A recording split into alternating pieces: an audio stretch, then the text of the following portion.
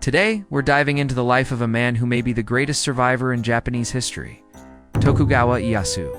Recently, the global hit series Shogun introduced millions of viewers to a fictional warlord inspired by Tokugawa Ieyasu. The show's protagonist, Hideyoshi Toranaga, reflects key traits of the real Ieyasu: a cautious thinker, a patient strategist, and a survivor among giants. But here's the truth. Ieyasu was not born strong. He started as a hostage from a small fragile clan, and spent over 70 years building the foundations of a unified Japan. In this video, we'll follow his life chronologically and discover how a boy with nothing built a strategy that never lost. Childhood. A samurai life that started at the bottom. Tokugawa Ieyasu was born in 1543 in Mikawa. In today's Aichi Prefecture, Japan at this time was in the Sengoku period, a century-long civil war where powerful lords fought to seize the title of Shogun, the de facto ruler of Japan. Ieyasu's family, the Matsuura clan, was caught between two giants, the Oda clan in the west, the Imagawa clan in the east, to survive. The Matsuura were forced to ally with Imagawa Yoshimoto, one of the era's strongest warlords. And so, at age 6, young Ieyasu, then called Akachiya, was sent away as a political hostage. He spent his childhood moving between enemy castles, never knowing when he would be used as a bargaining chip or executed if diplomacy failed. But even in such harsh conditions, Ieyasu showed something unusual: a talent for reading the flow of conflict. One day, Ieyasu watched two groups of boys throwing stones at each other on a riverbank. One group clearly had more boys. Anyone would assume they'd win. A retainer asked Ieyasu, "Which side do you think will win?" Young Ieyasu answered, "The side with higher morale." And he was right. The smaller group fought with unity and intensity and won. This small moment revealed the traits that defined Ieyasu's life: sharp observation, calm judgment, understanding the structure of victory, belief that even the weak can win with cohesion and timing. These instincts would later guide him through wars, far more deadly than a stone fight. The Nobunaga alliance. This man is useful. As a young adult, Ieyasu became a frontline commander in the Imagawa army. But in 1560, everything changed. Imagawa Yoshimoto marched with a massive army to conquer Oda Nobunaga's territory. Everyone believed the Imagawa would crush the Odas. Instead, Nobunaga launched a lightning-fast surprise attack and killed Yoshimoto. The entire power structure of the region collapsed overnight. Ieyasu seized this chance, declared independence from the Imagawa, and renamed himself Tokugawa Ieyasu. And then he formed an alliance with the Rising Star, who had just overturned history. Nobunaga was Japan's ultimate disruptor, a man 200 years ahead of his time. After defeating the Imagawa through sheer audacity, he made Gifu Castle his base and expanded his territory at an unprecedented speed. He adopted firearms on a massive scale and introduced radical economic reforms.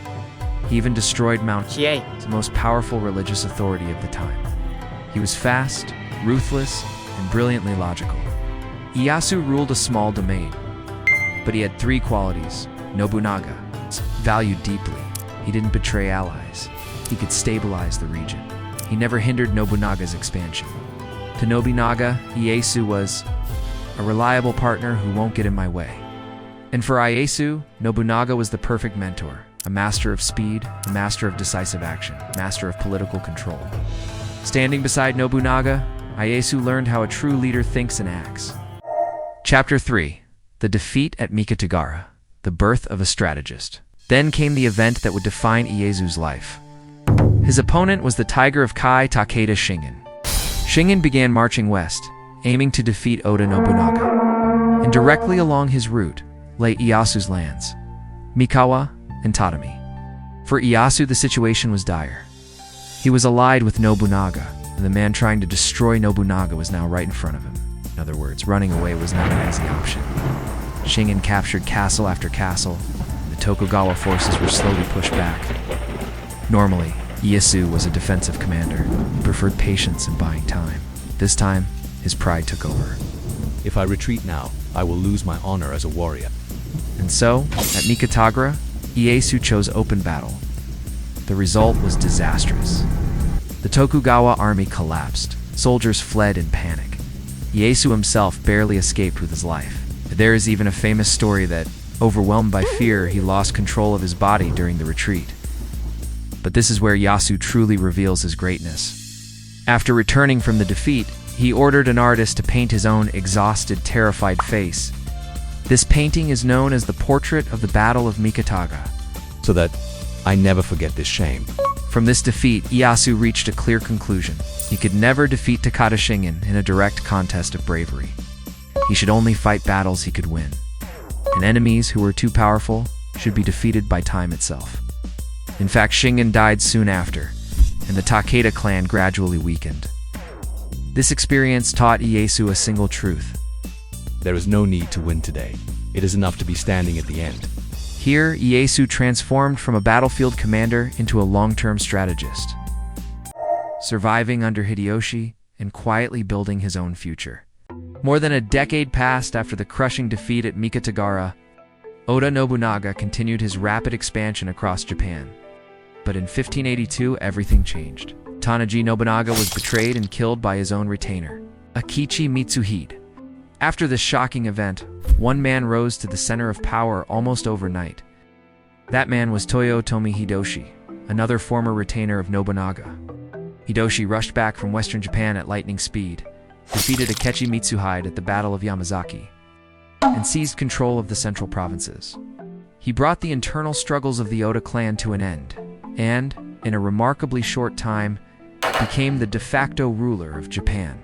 Ieyasu initially opposed Hideyoshi during the Battle of Komaki and Nagakute, but in the end, he chose reconciliation and accepted Hideyoshi's authority. Under the Toyotomi regime, Ieyasu was appointed as one of the 5 elders, the highest-ranking council in the government. He was granted an enormous domain, enough agricultural output to feed about 2.5 million people a year, and moved his base from Mikawa to Edo. This is where Ieyasu becomes truly dangerous. While publicly serving under Hideyoshi's rule, he quietly used Hideyoshi's authority to build his own foundation of power. In Edo, he developed castle towns. He built roads and waterways. He organized land surveys and administrative systems. Step by step, he prepared a system that could shift seamlessly into his own era of rule at any moment. Under the banner of the Toyotomi family, Ieyasu was effectively preparing a second unification of Japan. Here again, the lesson of Mikatagara guided him. Do not act until the conditions for victory are complete. Sekigahara and Osaka. The final stage of a 70-year strategy. Hideyoshi died in 1598. His heir, Toyotomi Hideyori, was only 6 years old. Power shifted to the collective rule of the 5 elders and 5 commissioners, but Ieyasu clearly held the strongest influence. From here, Ieyasu's endgame began, the Battle of Sekigahara 1600. To most people, Sekigahara seems like a massive clash between the Eastern armies, led by Ieyasu, versus the Western army, led by Ishida Mitsunari and loyalists of the Toyotomi clan. But in reality, Ieyasu won the battle before it even started. Operation 1. Exploit discontent in the Western army. Ieyasu secretly sent letters to key Western commanders, especially Kobayaka Hideaki, promising rewards and land if they switched sides. Hideaki's frustration with the Toyotomi leadership made this especially effective. Operation 2. Lock in Eastern support. Ieyasu leveraged decades of trust and favors in Eastern Japan, ensuring his allies believed, if Ieyasu wins, my future is secure. Many were already investing in the world Ieyasu wanted to build. Then, at the moment of battle, Hideaki defected. The Western army collapsed. The battle ended quickly. Sekigahara wasn't a test of strength. It was the result of years of calculated relationship building. The Siege of Osaka 1614 to 1615. Even after Sekigahara, the Toyotomi still had one center of power, Osaka Castle, where Hideyori lived. For Ieyasu, this was unacceptable. A second political axis meant instability. But the Toyotomi refused to rebel, so Ieyasu forced their hand, demanded disarmament, ordered Osaka Castle's outer moat to be filled, sent repeated provocations. Eventually, war broke out. Winter Campaign in 1614, and Summer Campaign in 1615. After fierce fighting, Osaka Castle fell, and the Toyotomi clan was extinguished. With no rival centers of power, Japan entered a period of peace that lasted over 260 years. Tokugawa Ieyasu was not a charismatic genius like Nobunaga, nor a meteoric talent like Hideyoshi. But he possessed something rarer, the ability to lose well, the discipline to wait, and the wisdom to strike only when the ground is ready. His 70-year journey from hostage to shogun created the Tokugawa shogunate, the political system that brought Japan centuries of stability. If you enjoyed this story, please like the video and subscribe for more deep dive history content. See you in the next episode.